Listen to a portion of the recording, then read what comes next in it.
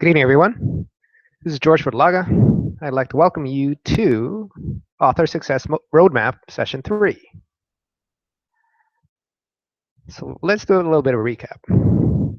So why am I making a network with influencers or corporate decision makers? Why are we starting with that piece? Well, let's pretend that you have finished your book. You've completely edited it, printed it, and it's now sitting at your desk. You're probably wondering, well, how am I going to monetize my expertise? Who's going to call me to get on a stage and pay me to speak? Well, that's what I want you to think about even before writing one word in your first draft. Who are those same influencers or corporate decision makers who will hire you and pay you to talk about what you're good at? If you think about that now, well, guess what? You can start speaking and getting paid for it long before you even start writing or even completing your book. And after all, isn't that the name of the game? Make money from my expertise. So what did I ask you to do? One of my previous assignments, I think it was from session 1, was to think over the next 50 weeks, assuming you have 2 weeks of vacation in a year, given that a year has 52 weeks, where would you go for the next 50 weeks? And now we're at week 48, since 2 weeks have passed.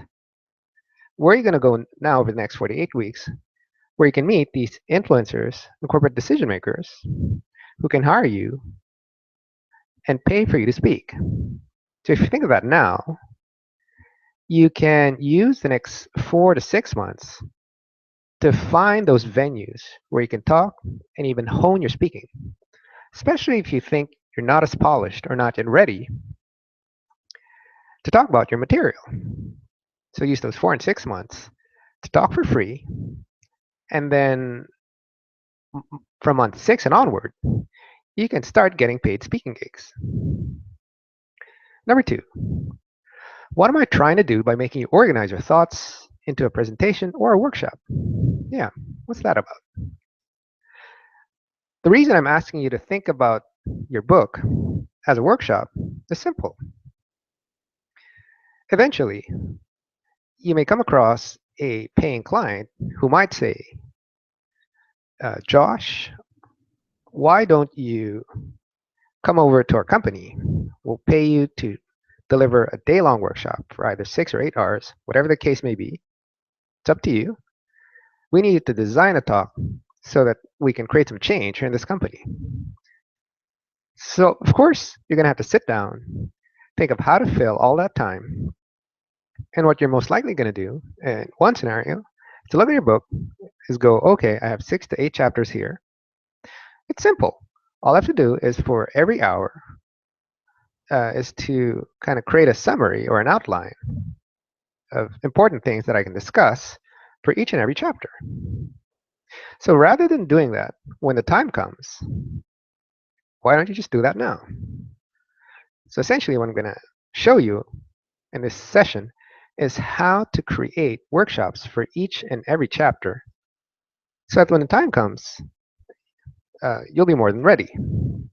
But for the purpose of writing a book, you'll see the benefit of actually mapping out your thoughts in advance so that you're in position to move them around and edit them before you even start your first draft. You see, when you have a very well prepared and very well written table of contents or TOC, writing becomes a breeze.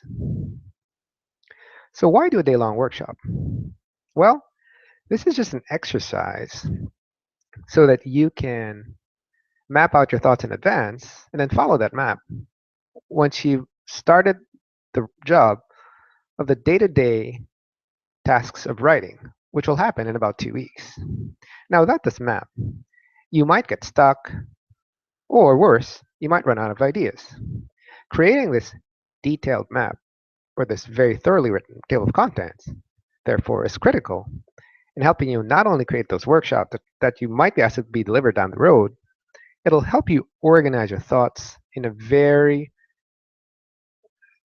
organized step-by-step fashion, which will allow you to simply drop all the information into whatever section uh, or or rather whatever task that you have to do for that day and for that particular week. Now I'll show you what I mean exactly. So let's talk about shoebox versus the filing cabinet. So I'd like you to avoid working with a shoebox. Okay, what does that mean?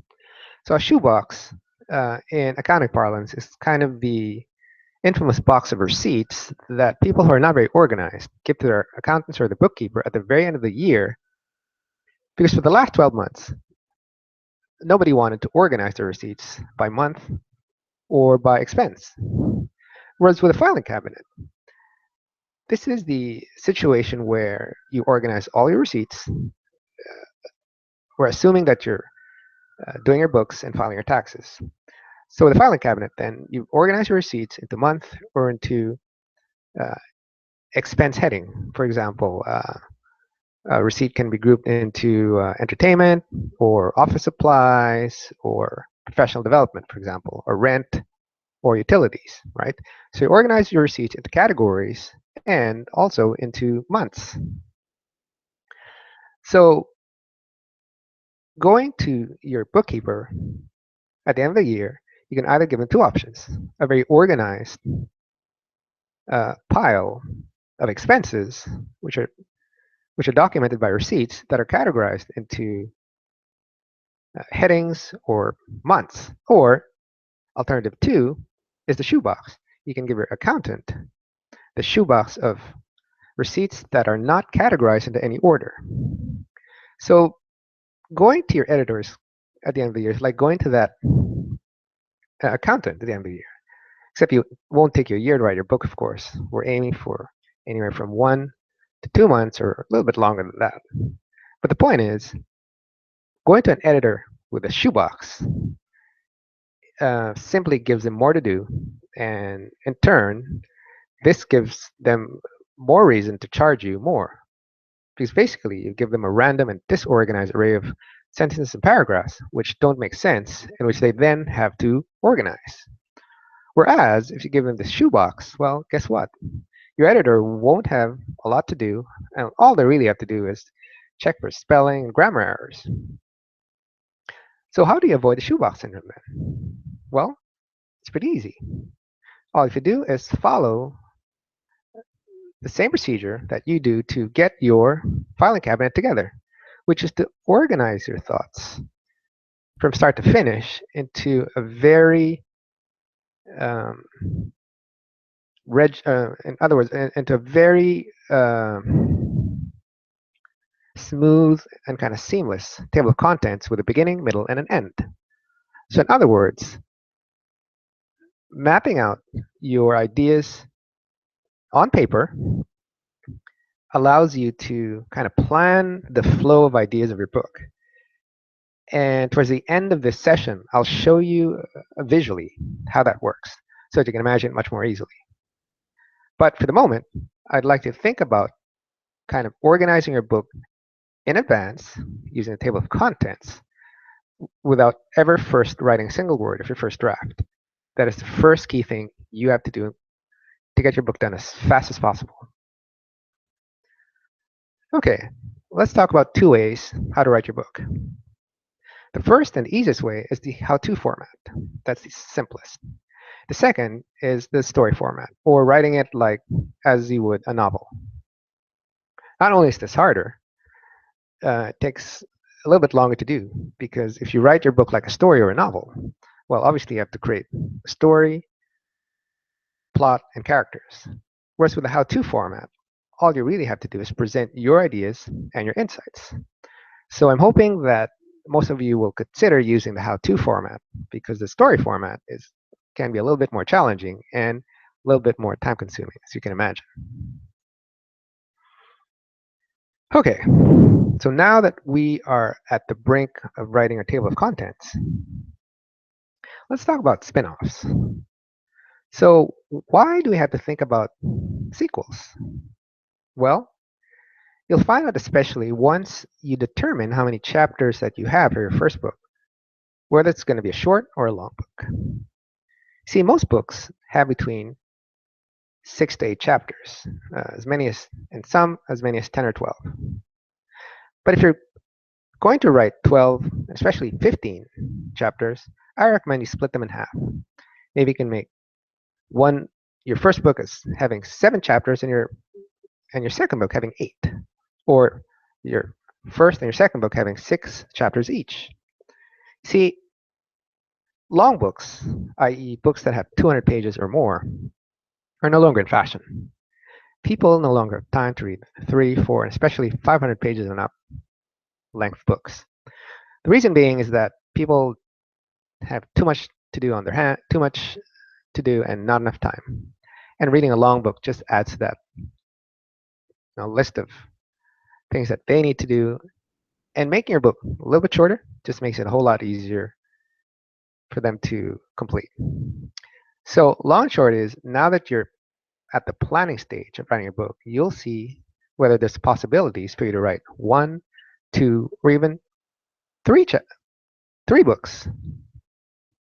Now, that being the case, I like to start thinking about, well, if I have a lot to write about, what could be 2 sequels? So let's take a moment to consider that. So you most likely know what your first book is going to be about, but now I'd like you to think about what your next 2 books could be. So let's pretend that we're going to talk about health. Okay? So if you wanted to write about health, let's pretend that your first book will be about exercising. Okay? So let's say you decide to write 6 to 8 or even 10 chapters about exercising. What could be a spin-off? So a closely related topic to exercise could be nutrition. So after writing your book about exercising, definitely why not write a book about nutrition or eating healthy? What could be a third book? Well, you could talk about mind fitness. There's a lot of talk about healthy body, healthy mind, and how both the two are related. So in the area of health and wellness, you can see that several topics are aligned or related to each other, and that your first book has many possibilities for spin-offs. And the more that you think about potential spin-off opportunities, the more that you'll be able to give your audience something to look forward to after your first book is done. Because guess what your audience is going to ask you the minute you release your book? It's like, wow, so you finally finished it. You're done. So do you have anything planned to write for the next 6 months to a year? Then, lo and behold, you have something to tell them. Yes, not my fitness book is done, or my exercise book is done. I want to write about healthy eating habits. And guess what? After you've done your healthy eating habits book or your nutrition book, your audience asks you the same thing, then you can write, yeah, now I'd like to talk about mind fitness and the connection between mind and body and the philosophy about keeping yourself healthy by prevention, or something to that effect. And what's another example? So let's say you want to talk about sales. Okay? So your first book could be about how to build relationships. And then in addition to that, or networking to find clients. Book 2 could be about marketing. Well, or how to build my brand and get clients to come to me so that I don't have to pitch or advertise to them. And then book 3 could be about how to serve my customers well. So if it's sales or marketing related, your first book again could be about sales. Second book could be about marketing. The third book could be about customer service. The possibilities are endless. But what I want you to see from this exercise of making your table of contents is that you don't have to stick with just writing one book, especially if you have a lot of things to say about one subject. Your one subject could easily kind of give birth or spawn sequels. And the more sequels you have, the more information that you can pass on to your market, the better. Because that way, you don't have to write these overly long books and try to cram everything you know so that you can write 200 to 300 pages trying to teach everyone, everything that you know. You see, with people's shorter attention spans, most people are happy if they get anywhere from 1 to 2 or even a maximum of 3 ideas from one book. So why try and feed people 5 or 10 big ideas when you can really just hammer home 1 or 2 big ideas in one book and then leave the rest um, for other books? Not only will you give people an easier time to absorb your ideas, you won't make their head explode by trying to give them too much. So really, try and go for smaller pages, smaller numbered pages, like 120 to about 150 or 160 would be comfortable. Once you're in the 100 to 180 to 200 page territory, it's really time to consider maybe writing a second book. But before creating a first draft, and then finding out 3 to 4 months later that, hey, my book's too long, I'd like you to really plan that out in advance so that at the very beginning, you already know the possibilities or the potential for writing a book 2 and a book 3. That's what planning does. That's what writing a good table of contents does. It shows you how much material you have available to write about and how much overflow. The more overflow you have, i.e., the more potential for you to go over chapter 10 or chapter 12, the more that you should consider 2 and even 3. Okay, let's talk about how to get all the information that's in your head and onto paper. So, the most compelling books, the ones that are interesting and that don't put people to sleep, are the ones where you feel that the person is just next to you, talking to you as they would to a friend.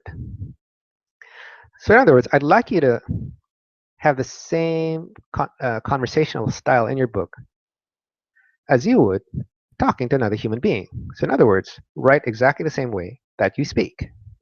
Why is this? Well, for 3 very practical reasons.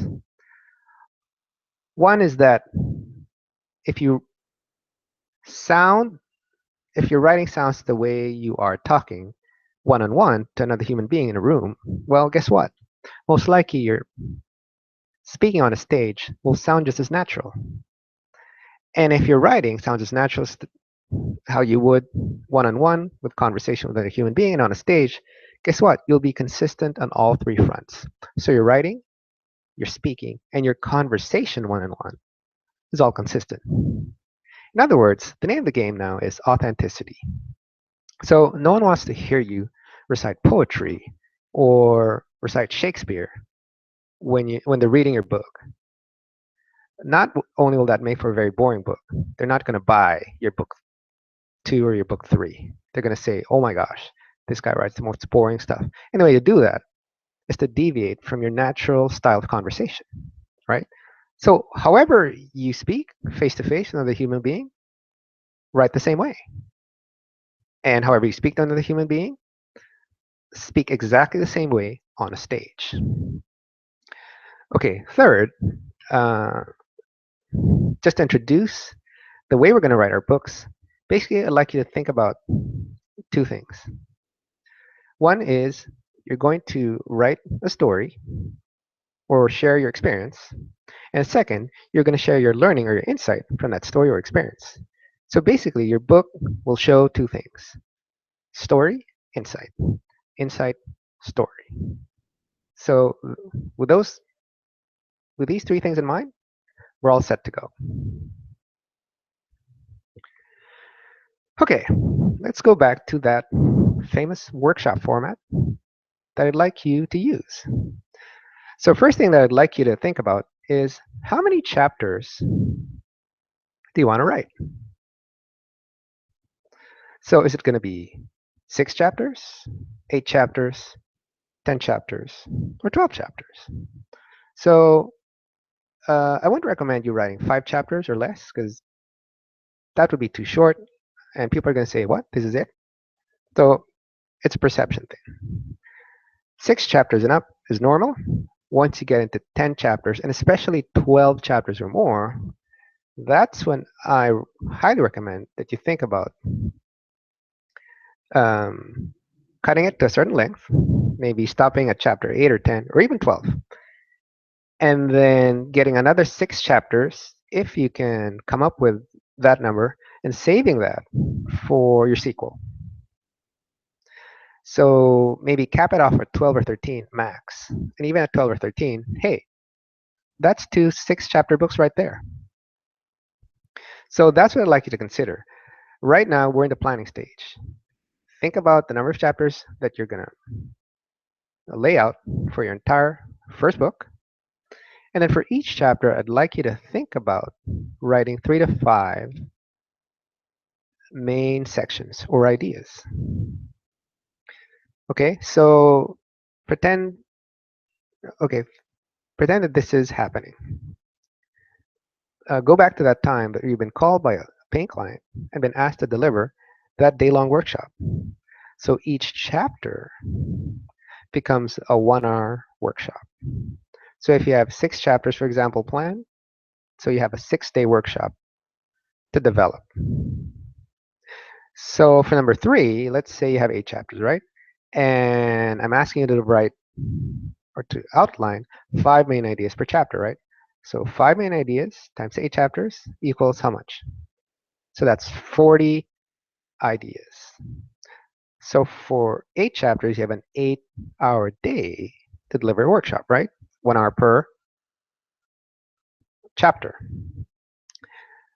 So now I'd like to think about what are you going to write or how are you going to fill up that hour, those 8 hours? So in order to fill up each hour, you really have to map out or outline some kind of script in order to fill up each hour, right? Remember, you have 8 hours, assuming you have an 8-chapter book to write. You have 8 hours to fill, given that you're asked to deliver a whole day workshop. So later on during the session, I'll show you how to map out those 8 hours so that you can simply drop information into a framework or an outline so that planning a talk or your book becomes easy. Now, number 4, here's what I'd like to think about. Assuming that you have 8 chapters, right? And times 5 main idea or main section per chapter, you have 40, right? So assuming you have 40 main ideas, I'd like you to think about putting in as many stories as possible. If you can even put 1 story per main idea or per section so that you have 40 stories at least or more, that would be ideal. I mean, obviously, if you only have half, then that's fine. So you have 1 idea for every 2 sections. But ideally, if you have 1 idea, 1 story to include for every main section, or more, even double, then even better. Remember during my earlier sessions, I said that 30 to 70% of your book should be composed of stories, and the balance should be insights. To make your book compelling and entertaining and readable, you have to remember 2 things. One is to put in as many stories as possible, and second is to write in a tone that closely matches the way you speak to another person in a natural conversation, right? So nothing stilted, nothing formal, no use of formal language, just you talking as you would to another human being. I want you to use that same language or that same conversational style in your book. So conversational style plus as many stories as possible makes for a very compelling, readable, and interesting book. That is the secret. Okay. So to make your editor's job a lot easier and to enable you to not have to pay that editor a lot of money, then it's probably logical that you should make him do less editing and make that your job. So how can you do most of the editing yourself? Well, think of your book as kind of like a script. There's a beginning, middle, and an end. And then here's the whole secret. The heart of your book, really, is a table of contents. Yes, content is important. Your draft, your first draft and your final draft are, of course, what matters and what will resonate with people. But in order to come up with that draft, that first draft, your TOC has to be written so well so that you never get stuck or you never run out of things to say. In other words, your TOC will be your guide each and every single day. And remember again, write in conversational style. Please forget whatever formal, proper, or correct English usage that you were taught in school. You want to sound as natural as possible. Okay, let's talk about the TOC, which is the basic building block of your book. So I want you to think about that the next 2 weeks will be spent just doing the table of contents. You see, the more work you do up here, the less cleanup for your editor. The less cleanup that your editor is going to do, the less cost it's going to be for you. And once your table of contents is in place, really all you're going to do is drop all that information that's filed away in your brain, all those stories. You'll know exactly where to put them. Because guess what? You've created now this clear and readable map that will guide you from the first day that you write your first draft, which is 2 weeks from now, to the very last day, which is when you finally finish your book. And when you think of each and every chapter as an hour-long workshop, right? One chapter equals 1 hour. Then the more really that you'll sit first and think, okay, how do I fill up 1 hour with insights to inspire and move my audience? So hence, I want you to think of 5 main ideas per chapter. And under each 5 main ideas, I want you to think about 5 sub-ideas. I'll show you what this means a few slides in advance to let you better imagine what this looks like. But in other words, I really want you to think about what you're going to write first before you write. You see, the romantic way that people think the writing process works is this. They think that, you sit down, you're all excited, you're all inspired. A bolt of lightning hits you and wow, I want to write my book. So you lock yourself in your room for, 2, 3 days. You try and write as much as you can. You end up probably writing 5, 10, or even 15% of your book.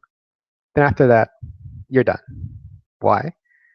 Because you don't know what to write next. You have no plan. You went ahead, you wrote purely based on inspiration, which you hope would fuel you to the very end of your book. But you know what? Writing your book takes weeks. That's why I'm not a big fan of the write your book in a weekend model, because I'd rather you write your table of contents over several days. In this case, I'm giving you 2 weeks to really thresh it out so that once you have your table of contents, now you have a map. See, writing it by free association is like trying to get to San Francisco without a map, getting in your car, filling it up with gas, and then getting on the highway, not knowing where San Francisco is, and then running out of gas halfway because you got lost. Using our system, you get into your car, fill up your tank with gas, look at your map, and then try and see, oh, okay, here's a distance, here's my fuel. It'll take me X amount of days or hours. Actually, if you drive straight, it'll take you less than a day to get to San Francisco from Vancouver. I think it takes 22 or 23 hours. You know in advance what time you're going to arrive, how many breaks you're going to take, if you're going to take breaks, or if you're the person that likes to sleep and take naps, it might take you a day and a half. So you know before going to San Francisco how long you're going to get there. Unlike the first model, you get in your car, drive until you feel like it, and before you know it, you run out of gas, you run out of money, and then you're hungry, and on top of which, you're lost. So which method would you like? I'd rather the map method. That's why not only are we talking table of contents, we're talking workshops. Last but not least, I'd like you to think about when you're going to write. You can either write in the morning, midday, or at night. So probably the worst time to write is midday, depending, because you're going to write for as long as your lunch break is only for as long as your lunch break is long. In other words, if you have 1 hour of lunch break, that means Yep, you can only write for an hour or even 30 minutes if you have to eat. So that's probably not the best time of day to write because for some people their lunch break moves. Sometimes it's at 12, sometimes it's at 1 or 2 o'clock, sometimes it's at 11:30. With writing, the name of the game is consistency. So you might consider the second best time to write, which is the evening. Some people like to write right after dinner, which is 7 or 7:30 or 8 o'clock. Or some people like to write before they sleep. So if people sleep at midnight, they'll try and write at 11 o'clock or 10. So the problem with evenings, I find, is that sometimes it can be fluid. Some nights you might need to go somewhere, go exercise, or go to a birthday party or stuff like that, which kind of prevents you from being consistent. And if you don't sleep regularly at 12 or at 11 and you sometimes sleep early at 9, sometimes at 1, then what time do you write? So my favorite time of the day is morning because not only can you set an alarm clock and wake up at 6, you can set it an hour or two earlier. For example, you can start at 4 and then write. That way, you get zero interruptions, you get zero changes because remember, every day you're setting the alarm clock every single day at 4 a.m. No excuses, right? So alarm clock rings, you get up, you get no phone calls, no emails or text. Well, you have to shut down your social media to give you that quiet time to write, of course. But remember that writing is about showing up at the same time each and every day at your desk and on your laptop and producing those words. And the more consistent you are at showing up at the same time, whether it's 4 a.m., 12 noon, 10 or 11 at night, the easier it will be for you to be able to follow that outline so that you can write successfully till the end. Okay, let's talk a little bit about technique. So I'll teach how to write from idea to insight and example using a simple thank you note. So what I'll do is I'll deconstruct a simple thank you note, show you the parts, using just words and phrases. So you can construct a 17 word idea of a thank you note to a 74 word finished note. Okay, so the idea here is we're writing someone a letter, and it's basically a thank you note. So first idea is the letter. The story or the recap is that we're going to describe an event that happened,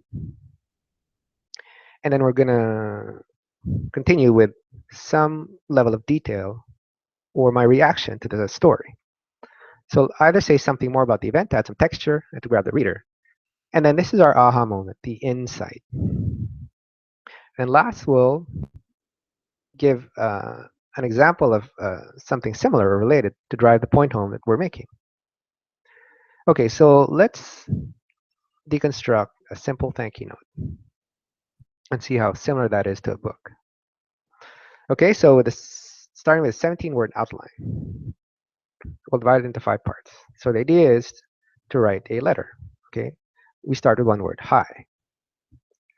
And the story part is the thank you for the invite. So in this case, to a party. So thank you for the invite to a party. Then we add a little extra layer of detail. So it's good to see you at the party last night, right? So good to see you. The insight is, let's do this again. Now, in place of the example, since this thank you note, this is where we sign off, sincerely. But I'll show you how this little outline goes into a full-blown kind of story or narration about events that happen. So now we go to about 3 times the length, 45 words. So the idea expands from hi to Dear John. The story recap is thank you for inviting me to dinner last night. And then add an extra layer of detail plus my reaction. You have a lovely home, because I saw John's home when I went over for dinner. And my reaction to that was, it was good to get together again and catch up. So 2 sentences, right? So the insight there is, as a result of going to your house, together, catching up, seeing your home, is that, guess what? I had a lot of fun. And I hope we can do this again soon. 2 sentences for the insight. And in place of the example, since his thank you note is my sign off. Warmest regards, Hannah Smith. Right? So once this little structure, this basic 17-word structure is fully formed, this becomes a 78-word note, where, if you're familiar with it, is a thank you card or note that someone might send you via email or by snail mail if you happen to invite them to your house. So it goes, Dear John, thank you for inviting me to dinner last night at your exquisitely tasteful home. So I add a few descriptive words. It was good to get together again with you and your wife. A little bit of detail there, and to catch up. Tiffany and I had a lot of fun reminiscing all the crazy adventures we've shared and enjoyed getting up to speed on what you two have been doing lately. And I end that with, I hope we can do this again soon. Do take good care in the meantime. Warmest regards, Mike Smith. So this is how you fill up pages and pages and pages of your book. You start with the idea, you recap, you add a bit of story, background story, well, what happened? Then you add more detail to the story. Then you add your insights and you throw in some examples. Okay, so which is how a structure for a thank you note pretty much resembles the framework and structure of a full-blown book. In fact, I'll give you a second example about designing a space for a couple that just moved to town. So let's say a few storyline ideas are, this couple just got reunited. They want to buy stuff, but they don't know what stores are out there. Maybe they might know one or two. And they want to work on their space and to customize it to suit their needs, and they want to hire a professional.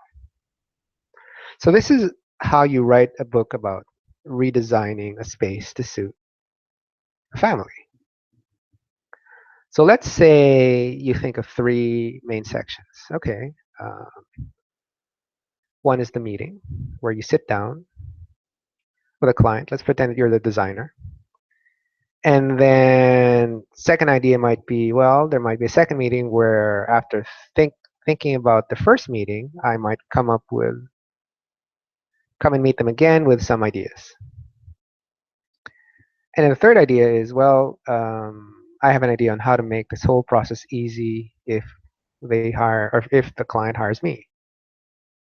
All right, so these are 3 ideas that I come up with for my book. So how do we make this into a full-blown book? I mean, if these are my 3 chapters, well, obviously it's not long enough because I need about 6 chapters or more to make a book. Okay, so, well, this is what I do. I start with the material that I have. So with these 3 ideas, I expand these a bit more. And for the purpose of just brevity, instead of putting 5 subheadings, I just put 3, just to get the ball rolling, right? But I recommend that you put about 5 per chapter. So A, B, and C are, let's treat these as chapters. So first chapter is about the first meeting and sitting down with the client to get their needs and wants. Then I fill these up with subheadings. My second chapter, I talk about proposing solutions. So I give advice based on needs and wants on second meeting. Then again, I write 3 to 5 sub ideas or main ideas under chapter 2. And chapter 3, I talk about how to make the decision-making process for the clients and how I can provide them good customer experience while delivering the project. And again, I write 3 to 5 main ideas, right? So now I've expanded each chapter, right? So this is how I start work on the table of contents. I decide how many chapters. I try and expand the chapter title to make each section more distinct, and then I write 3 to 5 headings under each chapter. Fairly straightforward, right? So let's say, well, I decide, 3 chapters doesn't make a book. I'll make it 9 chapters. So I add 6 more chapters. So this is what I do. So on this page, you'll see the same first 3 chapters. One is about the first meeting, obtain client's basic requirements and budget, and then 3 to 5 main ideas. Second chapter is about deciding, choose whether or not to do the project, and if it's a good fit, then I add again 3 to 5 main ideas here. Chapter 3 is about closing the deal. If I decide to go ahead, right, give them a contract, get the signature. Add 3 to 5 main ideas. Now here are the new chapters. I talk about listening. That's chapter 4. I get feedback and provide advice based on what's worked for me in the past. Again, put 3 to 5 main ideas. Chapter 5 becomes suggesting some preliminary ideas for solutions based on clients' needs and wants. Then add 3 to 5 main ideas. Chapter 6 is about refining or create solutions or recommend solutions. And for my last 3 chapters, chapter 7, 8, 9, I talk about materials, labor, and delivery. Right, so my original 3 chapters now becomes 9, right? So my first 3 chapters, maybe you could say the section is about meeting the client and deciding if it's a good fit. That's my beginning. So for my middle part, it could be about trying to get together on the same page and trying to see whether, in other words, how to plan on how to do the project. So maybe number 1, first section, first 3 chapters is about getting needs and wants. Second section, the middle, chapters 4, 5, 6, is about suggesting some solutions. And then the third part, which is the end, chapter 7, 8, 9, could be about delivering my service, right? So beginning is about determining fit. Middle part is coming up with a good solution. And the last part, or last 3 chapters, is about delivering the solution. So meeting, conceptualizing, and providing the solution. So by first splitting the book into main sections, then I can talk about the main sections and kind of thresh out the ideas even further. So that's how I keep on expanding on an idea. And you know what? Here's how I go even one step further. Let's talk, okay, I decide, you know what? I think I can even spin this book into 3 separate books. So let's continue the idea of, I'm an interior designer. Let's talk about selling. So this is how I sell my service, or sell my interior design service. So for my first book, let's say I come up with 7 chapters. First chapter is about how to win the client's rapport and confidence. Second chapter would be about asking questions. Third would be about helping clients make a decision. 4 would be steering clear from clients from hell. 5th chapter would be about getting repeat business. 6th chapter would be about getting a client's signature on a contract and getting their money or getting a deposit. And 7 is how to manage their expectations so that they are happy with my service. So I say, hey, with these chapters, I now have a book about sales. And then my book 2 could be, well, how to do a good job, or about service delivery. Right? And then book 3 could be about customer satisfaction. So all of these would have come from these 9 chapters. Because my first chapter was about meeting a client and deciding, do I want to work with this client? So that would be my kind of my sales. And then my second, or my middle part, would be about, well, conceptualizing a solution, or this is what I propose based on the needs and wants that I got from my client. The last part is about delivering my service, my interior design services, which is how I got to the idea of, well, I can write a book about sales and kind of talk further or deeper about how to get into the mind of the client and make a decision whether the person in front of me is a good fit or not, and whether I should go on to the next until I find an ideal client, and how to serve that client. also where I got the idea of, well, let's talk about working with clients and how to do a good job every single time. And then book 3 could be about how to keep clients happy so that I keep getting repeat calls or repeat business. See, so one book doesn't have to be one book. It can be several books. And all of that came down with just these 3 main ideas at the very beginning, where my original design was, okay, I'd like to talk about a book on design, specifically about how to create a nice looking home for a client.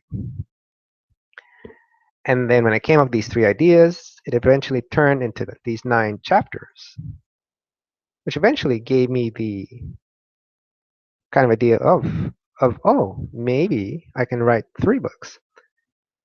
And that's what the effect of writing a good table of contents can do. Not only will it help you write the first draft of your first book, it will kind of give you a sense of, well, how far can I take this book?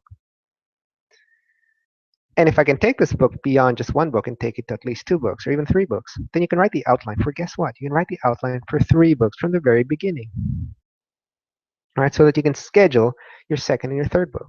So book 1 could be, for example, this year. Book 2 could be 12 months from now. Book 3 could be 24 or even 30 months from now. And then you have the books planned in advance, and you have the launches planned in advance, and then you know what to tell people. In fact, once your book is out and you start talking about it, you can also start talking about, oh yeah, and for my next book, it's going to be about this. Right? And you sound like a hero or a winner because, wow, he's already planning his second book. And this is how to do it. It's to map out 3 books in advance instead of just 1 book. I mean, if you're planning 6 to 8 or even 10 chapters, how much more difficult is it to plan to write 20 or 25 chapters? It's really not that much more effort, especially if you think about the health example and spinning it off into 3 books, where health really is all about exercising, eating right, and also thinking positive thoughts, right? Now, sales usually spins off into sales, marketing, and customer service. Each topic has related topics. Any topic, whatever it is that you're thinking about, has allied or related topics floating about that you could eventually capitalize on. I mean, why 1 book? Why just write 1 book when you can easily write 2 or 3? And when you're doing your planning, might as well plan for book 2 and book 3. Plan once instead of planning it in installments. Do it now and then kind of split your book into a specific number of chapters so that you're not deciding midway, well, should I have 6 chapters or 10? Do it from the very beginning and do all the editing from the start, even before you write a single word for your first draft. Does that make sense? So the more organized your table of contents for each section of your book, guess what? The less time you have to think. The name of the game is to not think. Every time you show up, every morning or every evening, you don't want to have to think as much. All you want to do is just organize and record and then organize. Right? The more you think, the more you can focus on just recording your experiences. Right? Because the name of the game is not inventing. You already have all this experience in your head. All you have to do is present the information or record it in a way that flows, in a way that resonates, in a way that people will want to read it through to the very end. And the faster you get used to recording your thoughts quicker, the faster it is you can finish your book. And how do you record your thoughts as quickly as possible? By having a very well organized table of contents. Okay, so before I show you what an organized table of contents looks like, let's take one more last example. So the idea about eating healthy. Okay, so this is another insight to example structure exercise. So let's say that you make a decision that you want to eat healthy. So the story around that is you went to the grocery store. Okay, what do you do there? You bought some food to get you started on that path to eating healthy. So familiar structure, right? Idea, story, and then Next, followed by the extra layer of detail. So the extra layer of detail was that the food that you got was so on and so forth. We were green leafy vegetables. And they were grown in farms that were located less than 200 kilometers away.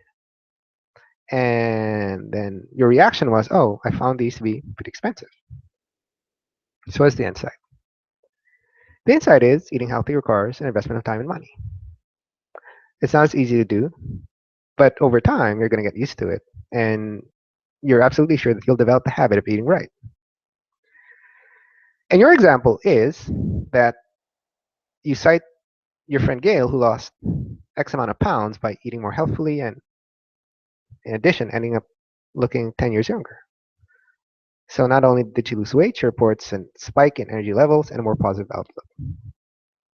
So this is how you take this little idea and this little bit of structure to this more detailed account of how did it start, of wanting to eat healthy. So this is more or less how you fill your book with, words, the stories, inside stories. And this is kind of how you build that story by adding that extra layer of detail and how you complement those insights with examples. So that's why I was suggesting for every main section.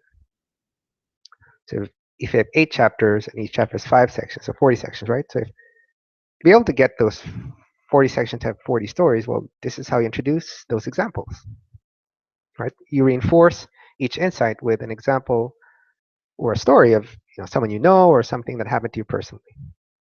So this is more or less how you build your book. So again, the whole exercise of book writing is not about inventing, it's recalling or simply recording. So writing your first draft is about gathering or collecting all that kind of data that's already stored in your head, putting it down, recording it on your laptop, and then organizing it. And the way to organize it is to just have that table of contents framework or structure in place so that you just drop in information, right? So what does that look like? So basically for every chapter, so this is chapter 1, this is chapter 2, chapter 3, and they all look alike, right? And so on and so forth. So if you were to develop this as a workshop, obviously you have to map out what you're going to say. So pretending that you have to deliver a workshop for an hour, right? For chapter 1. So you have a talk scheduled a week from now. Well, what do you have to do? Well, obviously you have to write out, well, what is the title of the chapter? That will be the title of my talk or my workshop. And these are my 5 main ideas. And in order to be able to talk coherently and cogently for an hour, I have to more or less, kind of write some words or phrases under each main idea to kind of help me kind of thresh out what I'm going to say. So therefore, you write your 5 main ideas, and under each main idea, you kind of write keywords, which are then triggers, so that when you're delivering your talk or your workshop, you don't lose the flow and you don't kind of stop in the middle and wonder, shoot, what is it I'm about to say? Because it's not that hard to remember 5 items. Maybe if you're talking 10 or 15 or 20 items, you might lose your way. But if you talk about between 3, 4, or 5, the brain can hold that much. And the structure will kind of help you to kind of remember what to say. And guess what? If you use this same structure in your book, you now have a guide or a map to help you get from beginning to end, right? Because now you're not guessing, you're not free associating, you're not that guy or girl that locks himself into the room or some cabin or some hotel room for 2 or 3 days, hoping to get from beginning to end in 72 hours. But instead, you can work in little manageable chunks of 1 or 2 hours per day. And here's a bonus. If, for example, let's pretend you have 6 chapters, right? So that's a month and a half. So we allot, and here's how you allot a schedule for that 6 chapters. So assuming a normal pace would be 1 chapter a week, which is not bad, right? So for every week, you tackle one chapter. For every day, you tackle one main idea. So guess what? Each day you're tackling. Monday, you tackle main idea number 1. Tuesdays, main idea number 2. Wednesdays, main idea number 3, so on and so forth. So for every hour, you now have about 12 minutes to tackle each sub-idea. So, which is actually not a bad pace because studies have shown people write on average about 1,000 words per hour.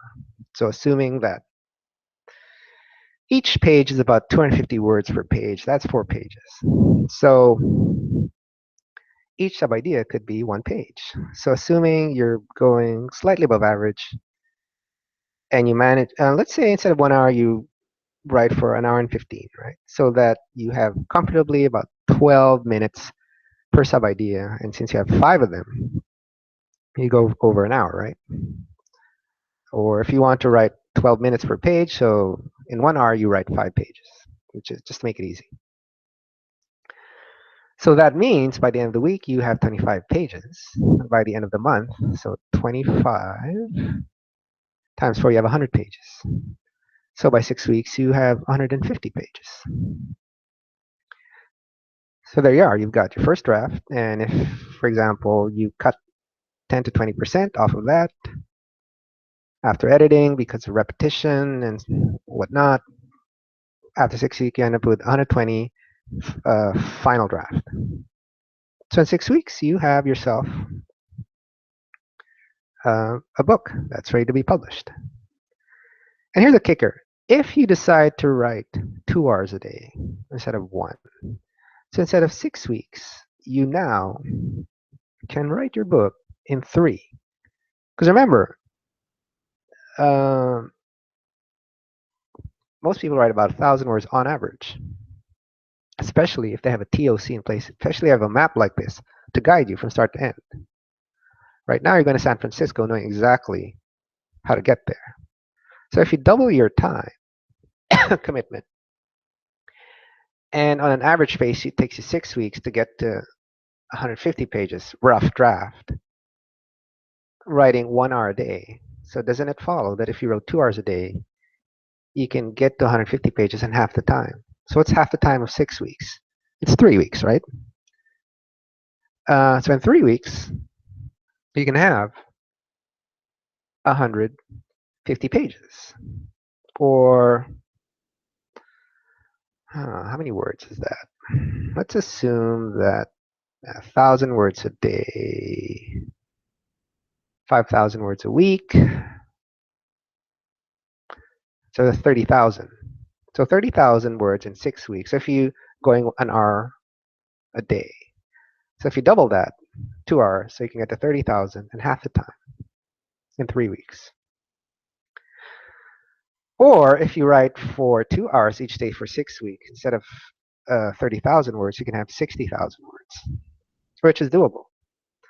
Because I wrote the Maverick effect in 5 weeks, and I came up with 90,000 words for my rough draft. So it's been done. And you can do it because that's basically the average.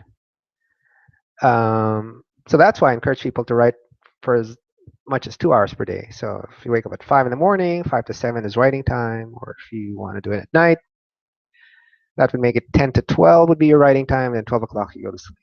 The only advantage doing it in the morning is you are fresher. But, you know, that's not to say that you can't do it in the evening. If that's what you've decided on, by all means, go ahead, do it. Just be consistent about it. So that is how you come up with 150 pages or 30,000 words in 6 weeks. Is by writing for at least 1 hour a day and going at this pace. 1 chapter a week, 1 main idea per day.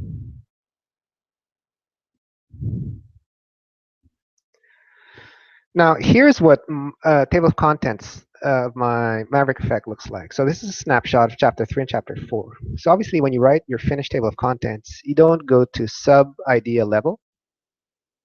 You just go to main idea level. So you don't go A1, A2, A3, A4. You just go A, B, C, D, and E, which is what's covered here.